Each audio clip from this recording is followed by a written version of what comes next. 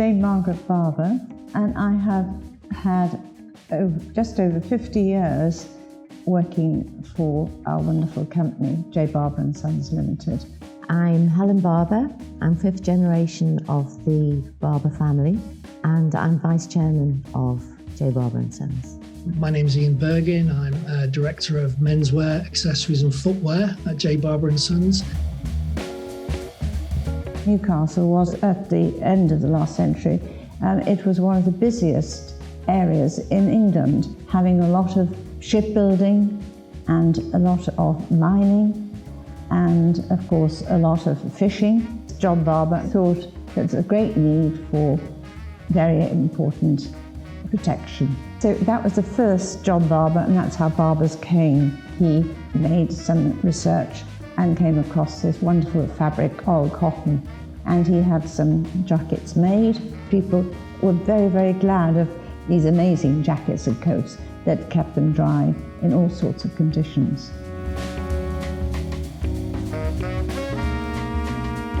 Our brand's really centred historically in our wax products, and it's very much a history of the design and development of those products and the function and the customer requirements that evolve the products over the years. And so to be a part of something that stands for quality, durability and consistency is a really nice thing. So I think in terms of the brand's characteristics, those two aspects, the pragmatism and the practicality that are born over all those years of development, are still very core to what we do. My important part I played was designing jackets. I produced the Beaufort and the Border and the Bedo, and this became very, very popular. The Beaufort jacket was introduced in 1983, and it's one of our most loved jackets. You know, you've got that lovely raglan cut sleeve for even movement, capacious fit, so you can fit plenty of layers under it in terms of warm layering in the winter. You've got the extra zip liner that you can fit in there, so it's really warm when it needs to be. And it was developed really for, working and living in the country. And it's just that kind of classic example of understated British style, which is what it's become really. You can take the branding off our products and you still know it's a Barbour product. Many of the brands that WP have introduced are the same type of brands in the sense they stand very clearly for one product, or they're very clearly understood of having an expertise in one area. At the same time, it's about really being confident in your own DNA, being confident in what you stand for as a product and as a brand.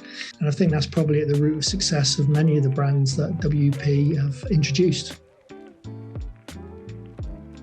Nearly 40 years ago, a charming little girl called Milena came knocking at the door, and I interviewed her, and she was so enthusiastic, and she said, I come from this wonderful firm in Italy, and we would like to sell your jackets. And so we thought, we have got to go and see what's going on in Bologna. So that was the start of Barbour and WP. We've been with WP for years, and they share our values, they share our outlook, they are so in tune with what we want, and also they have seen us develop over the years. I mean, we have moved on amazingly far from 40 years ago, and for them to be there with us every step of the way is really, really important. And they're a family business, we're a family business. It's a great synergy, and it works really, really well.